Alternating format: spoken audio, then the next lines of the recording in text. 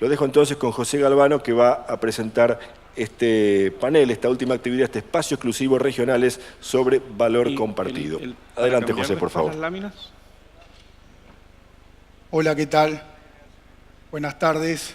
Dentro del programa Regionales les damos la bienvenida y espero que disfruten esta charla que realmente es muy interesante.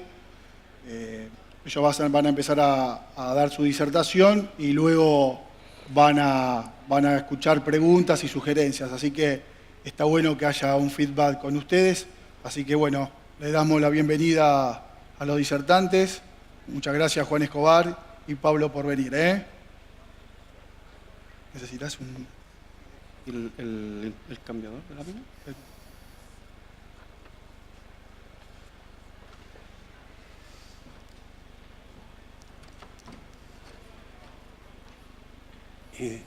¿Con cuál avanzo con eso? Okay. Sí. ¿Iniciamos con el video? ¿Ah? ¿Con el video? Sí, yo hago la introducción. ¿Empiezo? Sí, es. A ver. Muy bien, muchas gracias por la oportunidad de participar en este evento de prestigio ya internacional.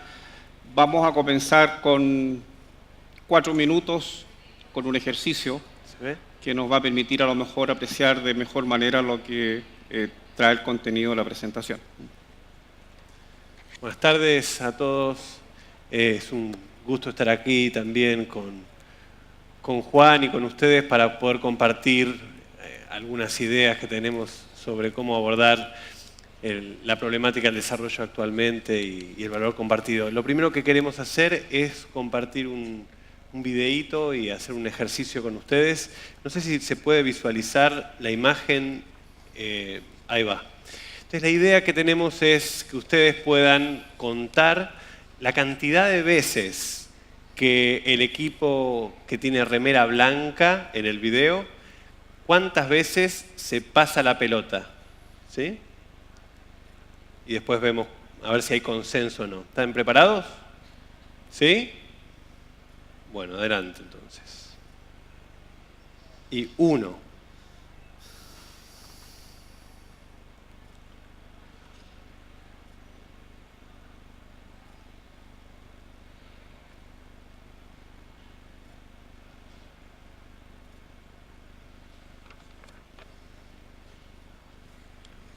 Bien. ¿Cuántas veces? A ver. 9 dicen. 11. 10, 7, 13, ¿qué pasa? No hay consenso acá, ya empezamos mal. Tenemos un problema de percepción. Vamos a hacer otra vez el ejercicio, pero ahora lo que les voy a pedir es que no cuenten las pelotas, no cuenten cuántas veces, dejen flotar la mirada, a ver si ven algo distinto. No cuenten, ¿eh?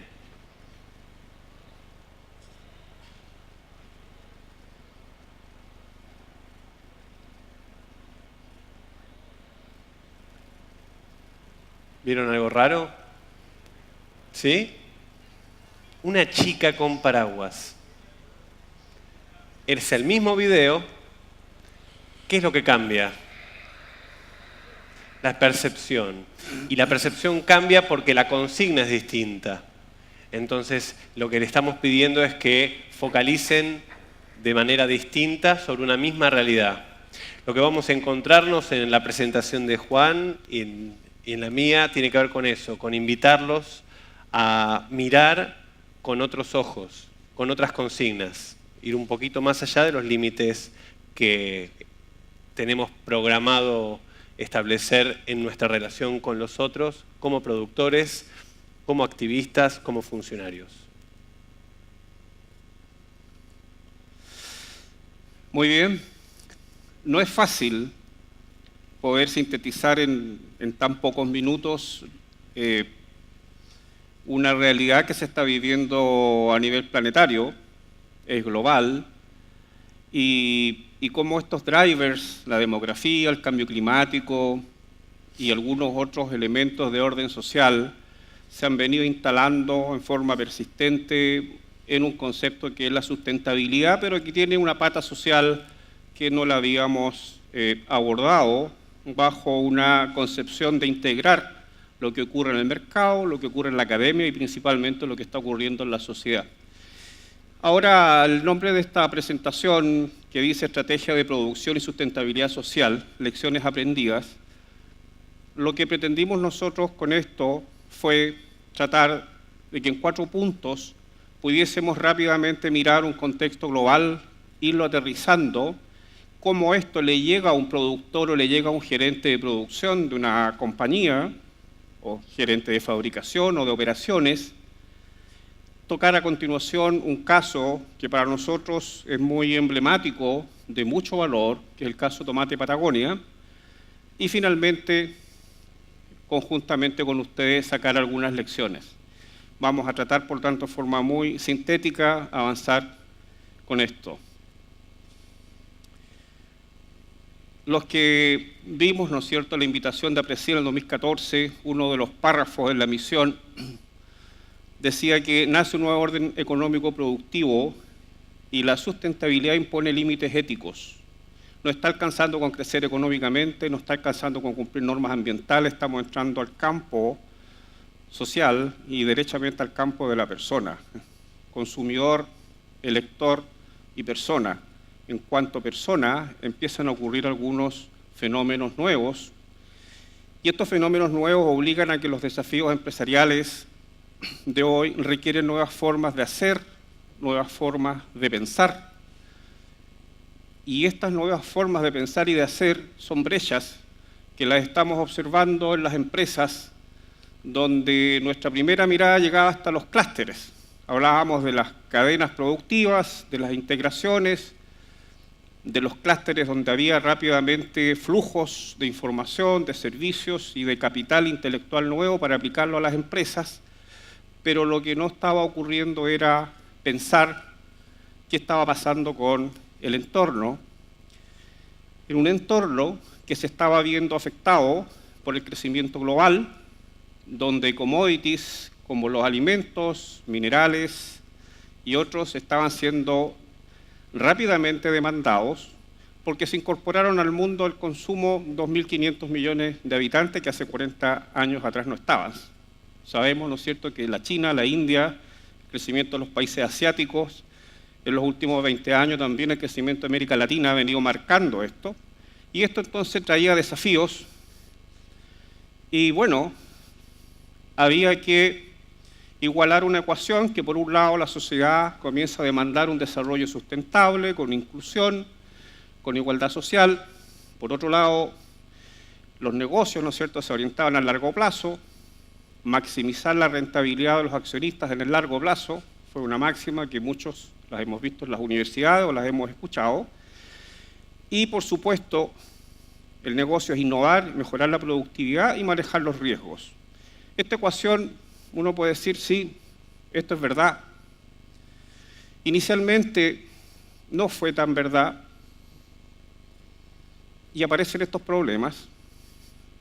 Y cuando se instala este tema, particularmente en Suecia, hubo una frase que al menos yo no me la he olvidado, y que dijeron, ok, si la sustentabilidad significa de que el dueño de la fábrica se fume la chimenea y se tome el agua, algo pasó acá.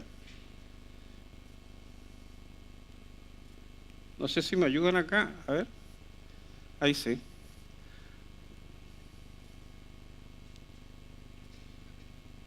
Ahí. Si se fuma el humo de su chimenea y se bebe, ¿no es cierto?, el agua del desagüe y una oportunidad de trabajo, bueno, no vamos a tener inconveniente. Muchos de nosotros conocemos historias que efectivamente no han ido por ese camino, pero lo que está ocurriendo es que hoy tenemos algo más, que hay nuevas demandas en la sociedad, pongámosle factor social en la sustentabilidad, y ya no es la contaminación ni el calentamiento global, sino que también el desempleo, el acceso al agua, la pobreza, pasan a ser elementos que están en la agenda hoy, y la percepción. ¿Quién es responsable de esto? Las empresas. Distintos tipos de estudios y mediciones dicen que las empresas tienen la mayor parte de las consecuencias que se están viviendo hoy día a nivel mundial. No quiero con esto defender la institucionalidad de cada país, sino que esto es lo que está ocurriendo y frente a esto las empresas, ¿no es cierto?, también han reaccionado y particularmente en las últimas 2 décadas ha habido un incremento de hace 20 años, el T1 es un tiempo de unos 20 años atrás, al tiempo actual, ha habido un incremento del gasto en filantropía estratégica o en programas sociales o responsabilidad social, pero parejo a eso, y quizás más, fue creciendo el costo de producción, el tiempo que se le destina a los directorios corporativos a tocar el tema del entorno social o el entorno no económico, como lo definen algunos académicos. Los tiempos de puesta en marcha de los proyectos se han atrasado, 2 años, 3 años, 5 años, algunos no se inician. Aumentó el rechazo, aumentó la incertidumbre, es decir, aumentó el riesgo de hacer negocios. Y bueno, esto cómo continúa, hay cosas que también disminuyeron. ¿Pero qué disminuyó? La legitimidad, la reputabilidad, las oportunidades para invertir, los ingresos de las empresas, la productividad, la certidumbre, es decir, disminuye la rentabilidad en el largo plazo y por lo tanto estas señales hoy son las que están en las agendas de los directorios, en las agendas de quienes tienen que formular políticas públicas, pero principalmente en la agenda social que está instalando hoy día muchos movimientos en nuestras sociedades. ¿Y por qué? Porque las comunidades perciben que no se benefician del crecimiento y de la ganancia de las empresas. Números. Estos resultados dicen que en los últimos 3 años el 44% del valor de la empresa ha decrecido en el caso minero. En Chile hay 70.000, hoy día en realidad son 120.000 millones de dólares detenidos.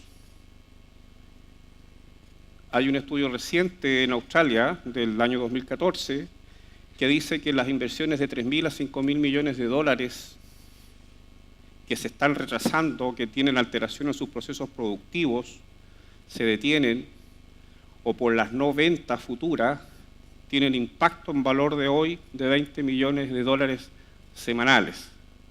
Hay otro estudio que dice que el valor económico de un proyecto que se retrase un año es 17% del valor económico. Es decir, estamos ya frente a una métrica que está diciendo que hay que hacer algo distinto.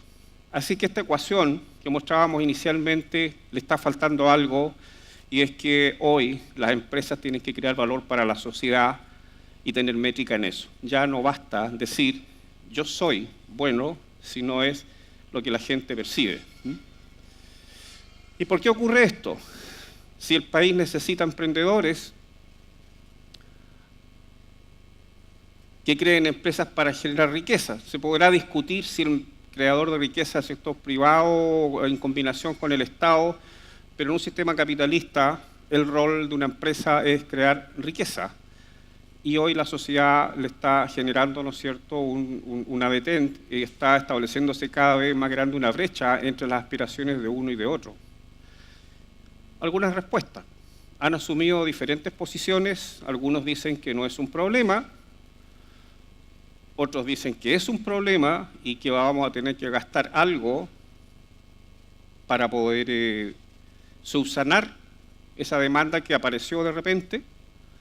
Algunos dicen, bueno, si es un problema resolvámoslo y sistematizan acciones, pero los resultados que veíamos no han llegado a confluir entre las expectativas de la sociedad y los resultados económicos de las empresas.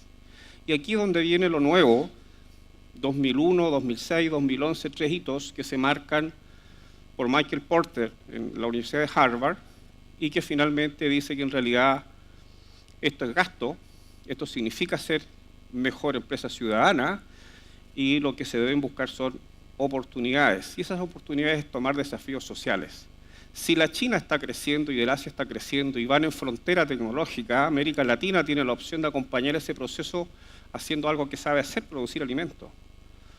Está bien, vamos a hacerlo a través de grandes corporaciones o también los medianos y los pequeños pueden participar. Y ese potencial productivo de América Latina, particularmente Argentina, ¿se va a emplear o no se va a emplear? Hacia allá hay que ir dirigiendo la mirada. Y el rol de los negocios en la sociedad ya no alcanza con generar riqueza, o como decía otro señor muy conocido que se llama Milton Friedman en la academia, que la principal responsabilidad social de una empresa es ser exitosa en el negocio y pagar impuestos, sí, pero hoy no alcanza. Las agendas en nuestros países las están poniendo las organizaciones sociales. La pata social de la sustentabilidad está hoy en la agenda y está generando impactos muy fuertes. Así que una respuesta que nace el 2011 tiene que ver con abordar desafíos y necesidades sociales con un modelo de negocio, que es lo que vamos a poder contar a continuación. Por lo tanto,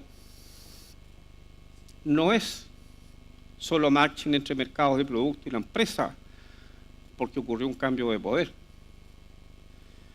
Y termino esta primera parte con dos teorías.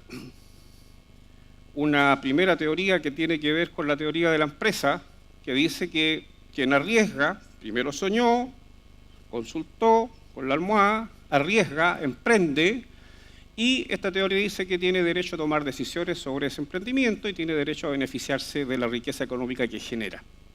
Perfecto.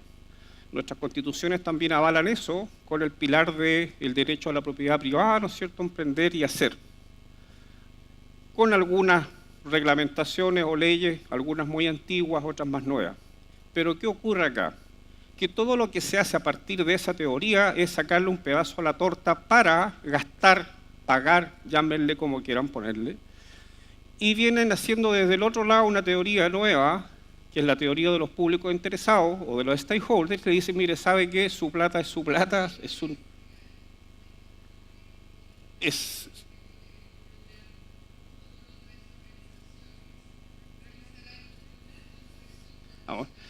Viene otra teoría que marcha entonces y que se confronta con y idealmente que se integre, y que lo que pide finalmente es, frente a este potencial, agrandemos la torta, creemos valor en conjunto y veamos oportunidades, entonces, comunidad, empresa privada y obviamente también el Estado. Así que acá, en este minuto, no es con más de lo mismo. Cuando hablamos de creación de valor compartido, dame la próxima. No, hasta ahí. Cuando hablábamos de creación de valor compartido, estamos hablando de potencialidades económicas, estamos hablando de asumir riesgo, de aportar y generar beneficio en conjunto. Tenemos un ejemplo, que es el de Tomate Patagonia, que lo va a pasar a exponer ahora Pablo, sin antes también contextualizar lo que es el factor público en este punto. Pablo. Que le den el pase. ¿Habla? ¿Ahí? Sí, perfecto. El derecho de propiedad, entonces, es algo que se resguarda en el marco constitucional, pero cada vez más somos conscientes que es un derecho que no es absoluto, tiene que coexistir con otros derechos. Y cada vez más el derecho de propiedad tiene que demostrar que tiene un valor social, que tiene una relevancia social, que tiene una utilidad social. Y no son las empresas las que pueden definir eso, es la sociedad misma. Pero aparte hay otras presiones que se acompañan. Por un lado, la economía de nuestros países está totalmente asociada a la extracción de recursos naturales, y lo que estamos asistiendo actualmente con nuevas tecnologías es a la ampliación de una frontera productiva que muchas veces genera tensiones en el uso del territorio, inclusive en el dominio del territorio, en particular cuanto más a la periferia se expande la frontera, ¿no? Y digamos, como ejemplos, para el caso de la agroindustria, podemos ver toda la conflictividad que aparece con la expansión de la frontera productiva agrícola sobre el norte de nuestro país, ¿no? Y las tensiones que eso establece con comunidades indígenas u otros modelos de producción que no tienen que ver con la agroindustria.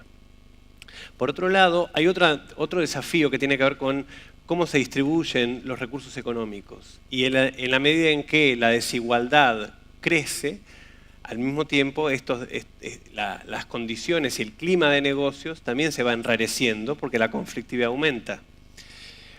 Por otro lado, hay una enorme asimetría en la capacidad de incidencia en las políticas públicas por parte de los distintos actores. Esta diferencia de poder de poder levantar el teléfono y poder hablar con la autoridad, digamos, el gobernador, el ministro, que tienen los distintos actores en una cadena productiva y entre una cadena y otra, digamos, un clúster y otro, genera también mucha tensión, mucho ruido, ¿no? Y esa asimetría hay que ver cómo se puede abordar. Y finalmente, algo que es fundamental a tener en cuenta, tiene que ver con el contexto no económico en el cual se inserta el negocio y tiene que ver también, y en particular, con la vulnerabilidad socioambiental que tienen las comunidades, ¿no? Muchas veces están desprotegidas en relación a las garantías que la Constitución les da en términos de protección y respeto de sus derechos. Por otro lado, el Estado, que es que en estos 10 años ha retornado a nivel regional en la Argentina como un actor central en la distribución de recursos, tiene algunos problemas que también genera, digamos, conflictividad y ruido y dificultad para establecer relaciones de colaboración. Por un lado, una fuerte centralización del proceso de toma de decisiones, que también está asociado a conjugar roles de promoción de ciertas actividades al rol de control de esa actividad, ¿no? Entonces, digamos, hay como dificultades para legitimar ante la sociedad que una autoridad que anima el desarrollo productivo agroindustrial va a ser efectiva a la hora de controlar sus impactos socioambientales, ¿no? Entonces, la necesidad también de que el Estado se pueda complejizar. Y a la vez hay un tema que al mismo tiempo que el Estado vuelve a estar en el centro de la escena, o ocupa un lugar central hoy por hoy, lo que sí falta, y eso se nota mucho a nivel territorial, son las herramientas de planificación y ordenamiento del territorio.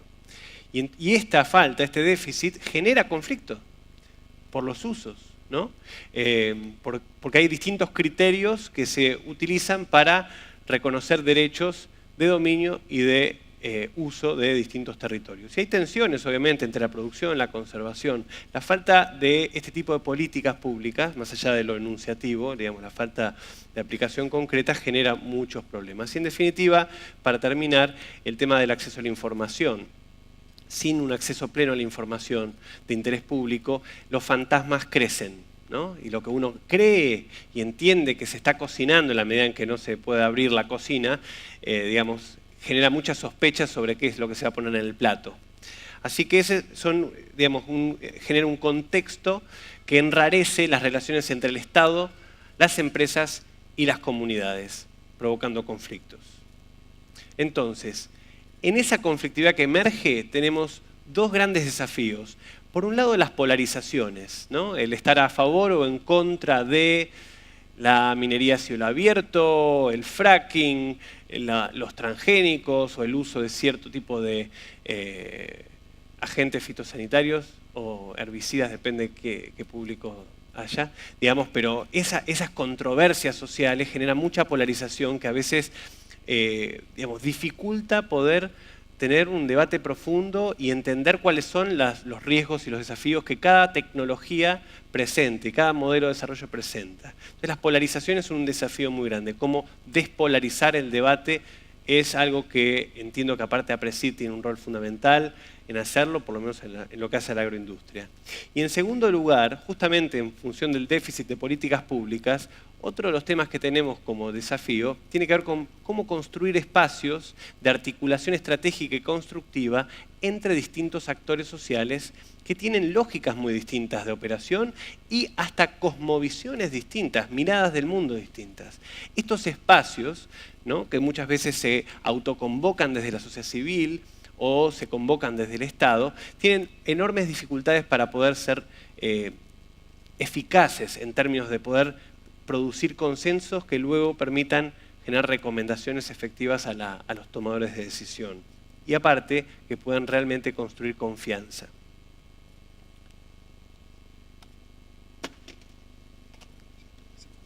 El desafío de cambiar de micrófono tiene estas cosas, ¿no? Pero es a los fines de hacer más dinámica la presentación. Sí. Sí. Bueno, y con ese contexto, con los intereses legítimos de los distintos agentes económicos en un territorio, aterrizando todo esto y mirando pasar la niña con el paraguas, es bueno ¿Y cómo impacta todo esto en un productor o en un gerente de producción? ¿Cómo yo puedo hacer esa síntesis y poder hacer lo que se le pide a muchos gerentes que está administrando un proceso productivo, o al productor que está directamente vinculado, que tiene que producir a menor costo, mejorar la calidad, acallar algunos ruidos del entorno, etcétera, etcétera? Desarrollando una estrategia de producción, diciendo, bueno, ¿cómo vamos a enfocar nuestro negocio? ¿Cómo vamos a hacer crecer nuestro negocio? Con todos estos drivers, con todos estos intereses, con oportunidades que se están generando a escala global, con la conexión que hay entre lo local y lo global. Revisar, reformular su visión, la misión que le da el negocio, y si es un gerente, un agente, ¿no es cierto?, mandatado por un directorio, por unos accionistas en una compañía, alinearse entonces con esa visión y esa misión. ¿Y cómo entonces yo, que estoy produciendo un bien, digo, ok, tengo que hacer una estrategia para la función de producción? Un pequeño paréntesis, no solamente las estrategias son las corporativas que dicen vamos a conquistar los mercados de Asia o vamos a producir un producto que va a significar sustituir el de la competencia, sino que esto también va bajando a otros niveles hasta que llegan a un responsable de una función en una empresa, el que está produciendo o el que está vendiendo o el que está en tecnología o el que está en desarrollo o en recursos humanos. Cada uno puede hacer su propia estrategia. En este caso es el que está produciendo, el que está en el día a día en contacto con el entorno, el que está siendo impactado por ese entorno y también impactando ese entorno. Bueno, tiene algunas técnicamente categorías para tomar decisiones estratégicas. Yo a esto en realidad también le llamo el pianito. Tiene que tocar una melodía y tiene que tocar todas las teclas. Y si lo llevábamos en términos más ganaderos, bueno, tenemos varios animales que tenemos que arriar todo en conjunto. Y esto significa entonces que el que está produciendo, fabricando u operando, ya porque es dueño o porque es el que está gerenciando, tiene que considerar definiciones. Por ejemplo, el suelo para una compañía, ¿lo compro o hago acuerdo con proveedores que tienen suelo? ¿Cuál es mi negocio? La capacidad operativa, ¿contrato a tanta gente para producir X niveles de tal producto? O a lo mejor hay proveedores. ¿Integro todo? ¿O hago alianzas hacia el lado? ¿O me integro, ¿no es cierto?, verticalmente con proveedores y hago programas? ¿Y las tecnologías, quién las pone? ¿Las pone el mercado? Hoy día se desarrollan las tecnologías y vienen como oferta directamente o a través de un proveedor de un servicio. Y uno va haciéndose preguntas en esto, ¿y en qué soy bueno? ¿Qué fortalezas tengo? ¿Qué debilidades tengo? ¿Y cómo me veo en 5 años o en 10 años? 10 años quizá hoy es mucho decir, y en 5 años, ¿cómo lo vamos a hacer? Pero lo que surge acá, lo importante es que hay un punto hoy día en la función de producción de una empresa, que es el último, que tiene que ver con las relaciones con proveedores, ya sea para obtener servicios o para obtener productos. Y la función de producción de una empresa es la que efectivamente está impactando. Y por lo tanto, quien está produciendo es responsable de poder formular esta estrategia de producción y puede tener acompañamientos en comunicación y puede tener acompañamiento en aspectos de orden social o de fortalecimiento en capacidades colectivas con grupos con quienes quiera trabajar o tener aliados u otras empresas aliadas, pero bajo esta concepción de crear valor hay que hacerse cargo del problema y no necesariamente el problema lo tiene el responsable de los asuntos sociales de la empresa. Es decir, si nosotros miramos que mi función de producción me puede generar oportunidades de negocio, tengo yo que tener un plan entonces para cada una de estas categorías y sobre esa base proyectarme. Lo que vamos a mostrar tiene que ver con esto. Van a ser un mix, no necesariamente en este orden, ni yo pretendo acá tampoco alargarme con una clase de estrategia de una función, sino que solamente decir que la calidad de lo que hoy se produce, y esto lo sabemos todos, ya no es la calidad de ese producto ni es la calidad del proceso, sino que hoy día la calidad tiene un elemento nuevo que es el entorno social, y si ciertas transacciones que tiene la empresa con ese entorno social no satisfacen a consumidores u otros públicos de interés, esa empresa no va a ser sustentable. La estrategia entonces tiene un nuevo foco, la creación de valor compartido, donde tenemos necesidades sociales en el entorno, el ver pasar el paraguas, tomarlas, oportunidades de negocios, ya sea mejorando la productividad, reconcibiendo nuevos productos, nuevos servicios, llegando a nuevos mercados o fortaleciendo los clústeres locales en aquellas capacidades que hoy no están a la altura aún de poder cumplir con la calidad de lo que yo requiero, de lo que mi cliente me pide o lo que el cliente de mi cliente me pide. Así que estos activos corporativos hay que ponerlos también al servicio del desarrollo, y el impacto de la empresa finalmente es en el nivel local. Tenemos tendencias y drivers globales, sí, pero en el día a día el que está produciendo, su realidad es local. Es decir, que el gerente entonces de producción o el productor o el empresario que administra su empresa tiene que alinearse en ciertas políticas y prácticas que le son demandadas ya no solamente por su cliente, sino que también por su entorno social, y con modelos de negocios que puedan mejorar la competitividad, pero que también aporta al desarrollo económico-social de comunidades. Esto es lo central. Lo que queremos mostrar a continuación es que la moneda tiene dos caras, y afortunadamente hay un ejemplo que en lo particular para mí ha sido de mucho reconocimiento al impacto que ha tenido y a la proyección que tiene. Así que yo voy a dejar ahora a Pablo que termine con el caso de Tomate Patagonia. El pase. Hola. Para hacer una introducción a este caso, yo me encuentro con este caso porque uno de los líderes de esta iniciativa llamada Tomate Patagonia, ubicada en lo que Sarmiento identificaba como la Gibraltar de las Pampas, ¿no? En el valle medio del Río Negro, en la provincia de Río Negro, un clúster tomatero tradicional, y en la invitación que me hace Diego Gordon a participar, a colaborar, él me presenta la experiencia fundamentalmente destacando intangibles de la misma. Él dice: Tomate Patagonia, más allá de lo que podamos producir de manera material, es una filosofía.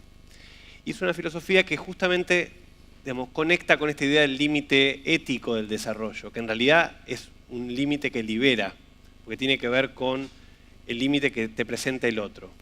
El caso de Tomate Patagonia está ubicado, digamos, concretamente, aquí lo pueden ver, en la provincia de Río Negro, y lo que básicamente promueve es la idea de que no hay empresa competitiva si no hay un territorio competitivo. O sea, la empresa es competitiva en la medida en que el territorio es competitivo, y para eso se necesita desarrollar un valor compartido. Tomate Patagonia, entonces, ¿quién le integra? Un maestro mío una vez dijo: cuando uno piensa en el cambio, piensa rápidamente en cómo generar una masa crítica que permite lograr el cambio, ¿no? Pensando en cantidades de voluntades que, actuando de manera concertada, pueden promover una transformación. El maestro dice: acuérdense cómo se hace el pan. Para hacer crecer a la masa se necesita la levadura. Y la levadura tiene otro tratamiento que la masa. O sea, no es una cantidad, es muy pequeña, pero tiene que ver con... es un ser vivo que hace crecer que hace leudar la masa, ¿sí? Y hay que tratarla particularmente. Y esta levadura crítica es la que encontró a personas concretas, a líderes concretos, que venían de lugares muy distintos. Por un lado, el equipo de producción y producción primaria e industria de Arcor en Cholechuel, de la compañía La Campañola, ¿sí? que tienen como principal tarea producir pulpa de tomate y que se abastecen de la producción local. Por otro lado, un productor mediano o grande para las proporciones que tienen en general los campos en esta zona, que es el campo de la estancia de la Media Luna, ¿sí? Que se dedicaba a proveer, entre otras cosas, a producir tomate para la industria, pero también tenía una vocación por la innovación. Y finalmente, la Asociación de Productores Hortícolas del Valle Medio, una asociación de 90 productores, 50 pequeños, 50 medianos, ¿sí? 50 pequeños, digo, pequeños productores familiares, en su enorme gran mayoría, digamos, provenientes de Bolivia, ¿sí? Con lo cual con todo un desafío asociado a la inclusión social y con una enorme cultura del trabajo. Estas tres patas, la multilatina industrial, alimenticia, la estancia con vocación de innovación y desarrollo y la asociación de productores, trabajaron en conjunto para desarrollar esta iniciativa que tiene varios programas que les voy a comentar. Pero en conjunto pudieron hacer crecer una masa crítica. Una masa que se involucró activamente porque identificaba una oportunidad de negocio y una oportunidad de crecimiento en esta iniciativa que se llamaba Tomate Patagonia. Y así convergieron el Estado, gobiernos locales, gobierno provincial, gobierno nacional, productores de semillas, digamos, a todos aquellos que son proveedores de paquetes tecnológicos que hacen a la mejor productividad del tomate en particular. El lema de ellos es: ninguno de nosotros es tan bueno como todos juntos, y realmente el nivel de coherencia que tiene este programa, esta iniciativa, explica sus resultados. Bien, ¿cuál era el desafío que tenía este clúster?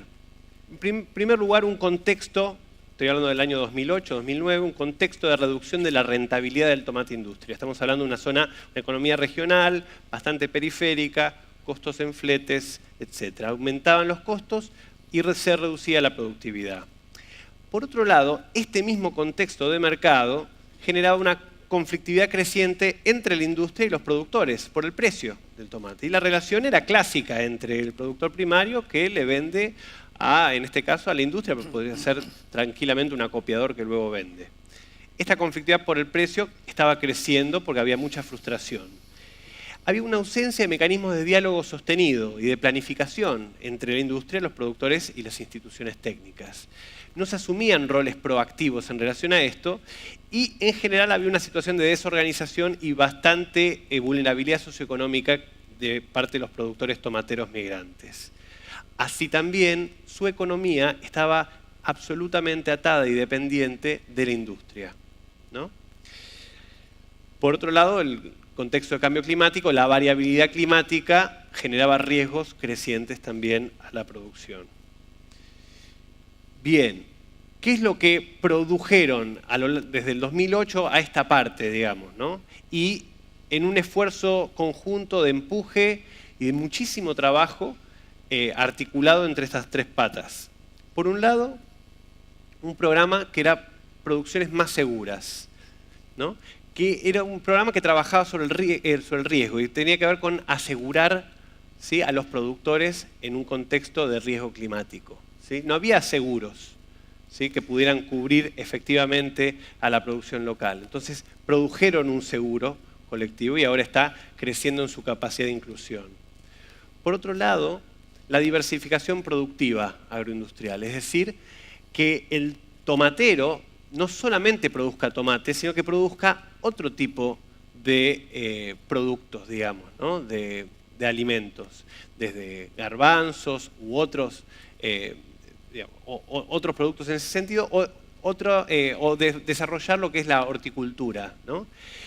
Y en ese sentido, y es interesante, el programa está asociado a otro programa que se llama Del Campo a la Góndola, que lo que hicieron fue conectar esa iniciativa con la necesidad de sustituir la importación que la región tenía de horticultura proveniente de Mendoza o de San Juan, ¿no? Entonces empezó a sustituir esa producción, esa importación por producción local. Un programa que trabajaba sobre la comunidad, sobre la sensibilidad respecto a la importancia del campo y de poder vivir más saludablemente, ¿no? tratando de revertir un poco el estigma del trabajo rural como un trabajo pesado y que no moderno y en todo caso no deseable, ¿no?, para la juventud. El programa del campo a tu casa es lo que les comentaba, ¿no?, de diversificar la producción de la horticultura y conectar al productor con los supermercados. Y finalmente el programa de beneficios de la complementación, que buscaba justamente hacer que el cambio tecnológico hacia la mayor productividad del tomate pueda ser diseminado con todos los productores pequeños. Y esto en el marco de quizás el programa estrella, que tenía que ver con introducir el riego por goteo en lugar del riego por gravedad para producir tomate industria. Algunas fotos que ilustran este cambio. Sí, aquí tenemos uno de los referentes de la Asociación de Horticultores, dando cuenta de la importancia que tiene el cambio tecnológico para el pequeño productor, ¿no? En general, los pequeños productores estaban bastante dudosos respecto a poder entrar en este cambio de tecnología, digamos. Simplemente por una cuestión de no estaban acostumbrados a lo que implicaba esto, se requería una capacitación ad hoc y demás. Y las barreras culturales también pesaban. Sin embargo, el proceso de trabajo permitió que esto pudiera ser saldado.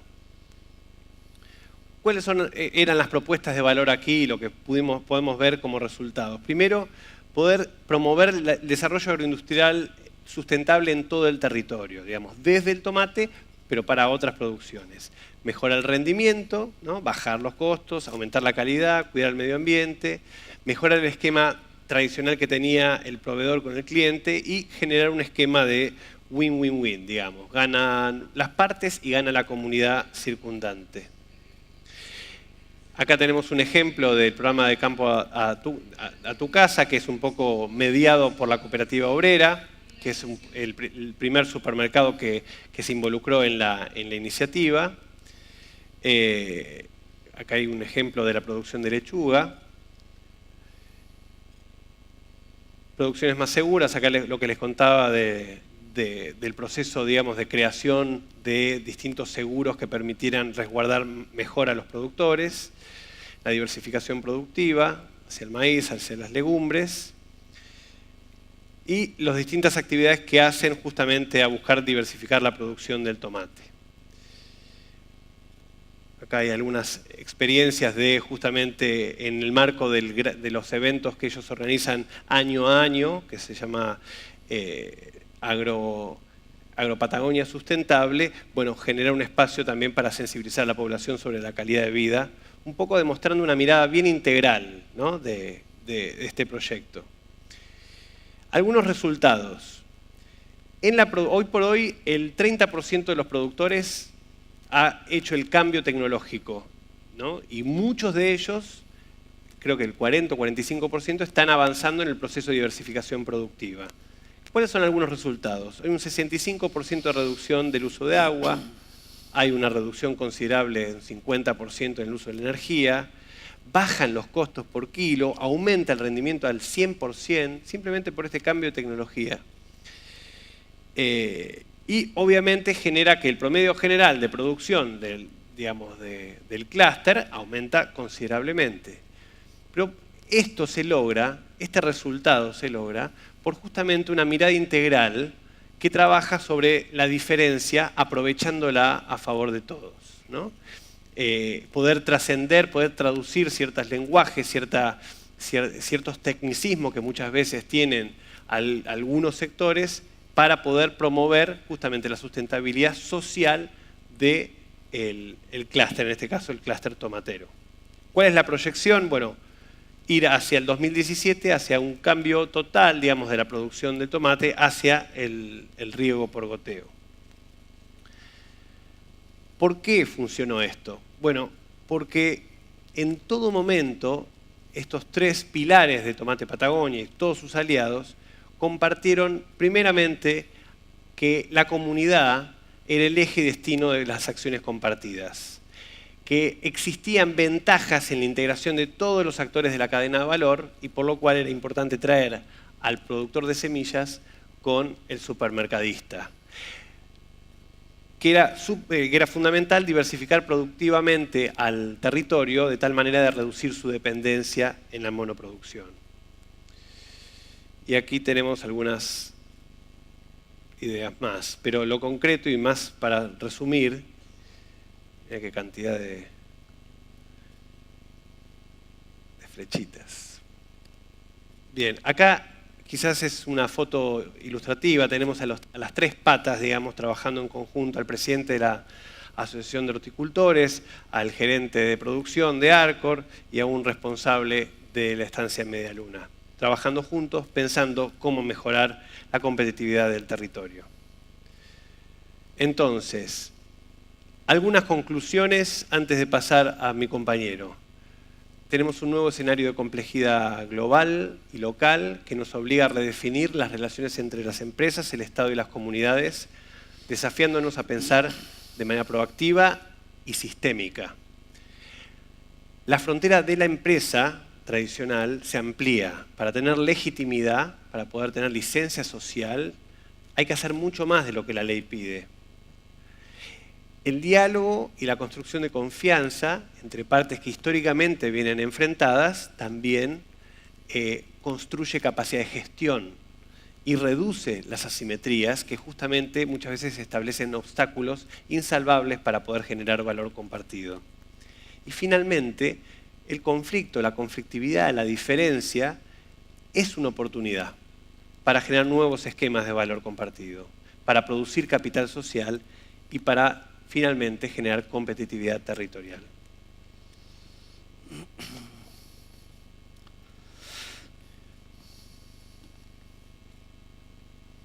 ¿Cómo pasa acá?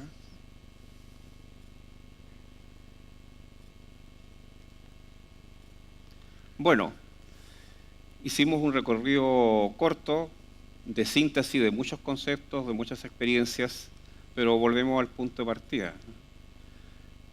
La frase que está en la misión de APRESID dice: nace un nuevo orden productivo, los límites hoy día son éticos. Y la ética tiene que ver con principios. Y cuando están los principios y también hay diálogo, empiezan a aparecer oportunidades.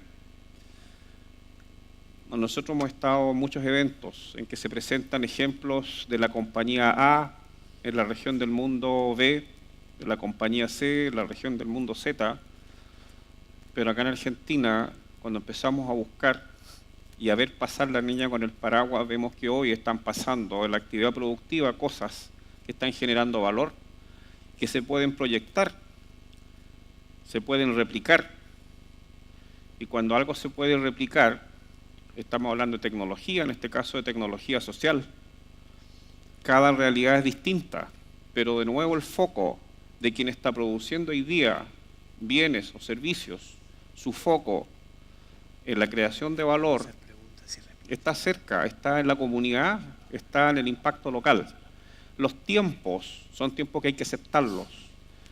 Yo voy a contar para cerrar una anécdota que ocurrió acá. Es decir, la persona no tenía por qué cambiar de la tradición de producir un tomate para irse a algo con goteo, porque acá tengo algo seguro y con esto tengo una economía de subsistencia. Se hizo un viaje al NOA a ver una experiencia de que efectivamente esto funcionaba y recién ahí se produjo el cambio. El respeto a las culturas, el respeto a la diversidad es un tema importantísimo. Entonces las herramientas que hoy día tiene el management, el gerenciamiento de las empresas, no son necesariamente las tecnológicas, las financieras, el mejorar el capital, entre comillas, intelectual de su organización, sino que es abordar otras brechas, comunicar, relacionarse, entender que el poder también está cambiando y que esto que partió como una declaración que la sustentabilidad tenía 3 patas y veníamos todos contentos marchando los últimos 40 años, hoy día nos vimos de narices con una frontera que dijeron, este es el límite. Algunos lo hacen de forma proactiva, otros porque era un problema. Lo que está claro es que hay un potencial productivo inmenso en que también los pequeños pueden participar y ganar plata asumiendo riesgos. ¿Y está prohibido eso o no está prohibido? Así es que el desafío entonces sigue siendo hoy y que se instala con más fuerza de que se requiere una nueva forma de pensar y una nueva forma de hacer. En el sur de Argentina hay un ejemplo que hoy día se podría replicar a este país y a otro. Muchas gracias.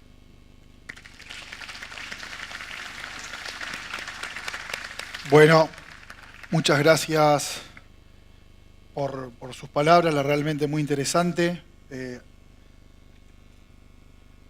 Bueno, acá tenemos una pregunta para Jorge, para el ingeniero.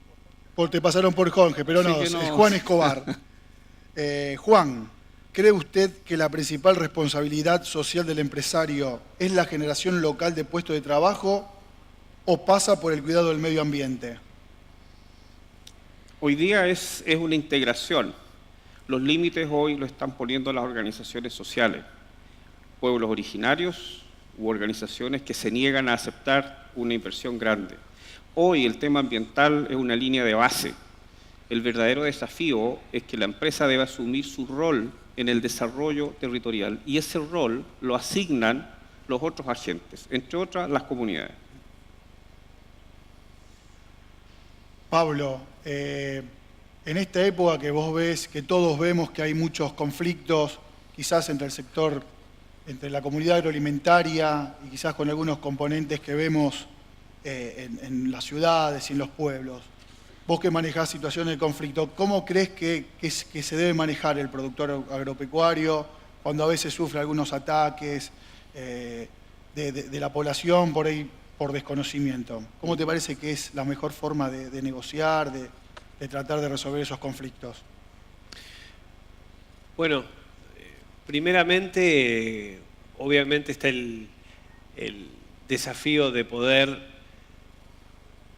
superar la primera reacción, que es el repliegue y la defensa, ¿no? La defensa a ultranza.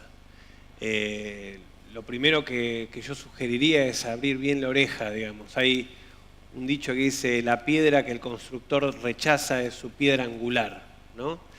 Y en ese sentido poder identificar, digamos, corriendo el ruido, la exageración, la fantasmática de esa crítica que viene, y poder identificar cuál es la necesidad que se está buscando proteger, cuál es el derecho que se está viendo violado, digamos, y poder de alguna manera solidarizarse con el crítico. Es difícil, lo sé, pero tiene que ver con abrir un canal primero de escucha y luego de diálogo, para lo cual el productor solo es poco lo que puede hacer por sí mismo, digamos. Tiene que trabajar en articulación con otros y en el marco justamente de espacios robustos, digamos, de diálogo social.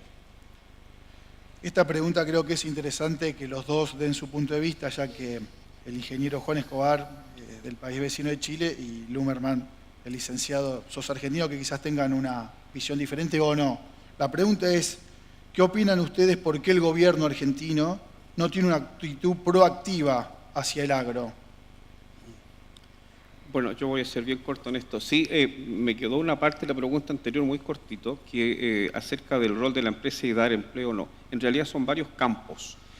Cuando hay mucha pobreza, obviamente hay que dar asistencia, y cuando hay oportunidad de desarrollar competencias en la oferta laboral hay que hacerlas. Así que hay distintas áreas: mejorar la productividad incorporando lo local y desarrollar un clúster local con emprendedores locales, son temas que están presentes.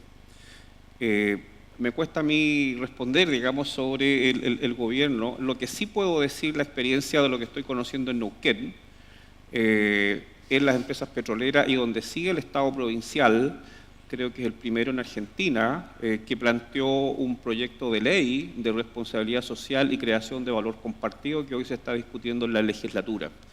Creo yo, puedo decir, España, por ejemplo, tiene también una ley en esa línea. Y sí, en Chile, en el discurso de mayo de nuestra presidenta, la señora Michelle Bachelet, también mencionó el valor compartido y la integración entre regiones. Es decir, que como no se está viendo que en el mercado los actores estén avanzando y hay ciertos espacios donde se generan conflictos, la institucionalidad está empezando también a tomar cartas en este tema. Así que eso diría que es un muy buen síntoma, que por lo menos hay una provincia que ya está apuntando en ese plano y no me cabe duda que se va a extender también hacia las otras industrias, porque eso parte fuertemente con la presencia petrolera, pero sí se va a extender hacia otras industrias en Argentina. Creo que tú puedes complementar más la respuesta. Sí, es difícil. Yo estuve durante muchos años dirigiendo una ONG que se llama Cambio Democrático, que en conjunto con otra organización llamada Directorio Legislativo, lo que trabajamos es en el post-conflicto de la 125, ¿no? La idea nuestra era justamente trabajar en la brecha, digamos, que se ha establecido, esa grieta gigantesca que el propio conflicto en torno a este proyecto de ley, digamos, había generado entre el oficialismo y las organizaciones del campo. Y la verdad que fue un enorme desafío. Muchos miembros de APRESID también participaron de ese espacio. Era un espacio multiactor, participaban pequeños productores, participaban técnicos, participaba gente vinculada al agro nacional y popular, si se quiere, y la idea era trabajar sobre el legislativo. Y la verdad que se generaron excelentes conversaciones, ¿no? Y acuerdos en relación al tipo de políticas que se necesitaban. Y luego fue muy complicado hacer pasar esos acuerdos que se generaron en ese espacio al proceso de toma de decisiones, porque el nivel, digamos, de frustración, enojo y polaridad que existía entre las organizaciones, digamos, que representaban a los productores, ¿no?, con el gobierno era muy grande. Entonces, esa brecha, digamos, era muy difícil de salvar más allá del trabajo que podíamos establecer en el Congreso. ¿Qué quiero decir con esto? Una de las razones de la falta de proactividad, en todo caso, digamos, más allá de que uno pueda llegar a discutir en función de sectores particulares, pero digamos a nivel general uno puede percibir una insatisfacción profunda de muchos actores del campo argentino respecto a las políticas públicas, ¿no?, generadas por el gobierno nacional. ¿Por qué? Y yo creo que porque el conflicto que se abrió en torno a la 125 no se pudo resolver, digamos, no se pudo transformar, y eso fue, digamos, un poco, a mi criterio, la razón por la cual los planes estratégicos no se pueden implementar, ¿no?, o en todo caso estaban construidos de una manera no dialógica o que no incluía cabalmente a todas las miradas. Creo que hay un problema de cómo restablecer relaciones y sanar heridas, digamos. Bueno, muchísimas gracias, licenciado, ingeniero, realmente muy interesante. Así que bueno, damos por terminada la charla, la disertación, los despedimos con un fuerte aplauso y muchas gracias por estar con nosotros. Gracias a ustedes.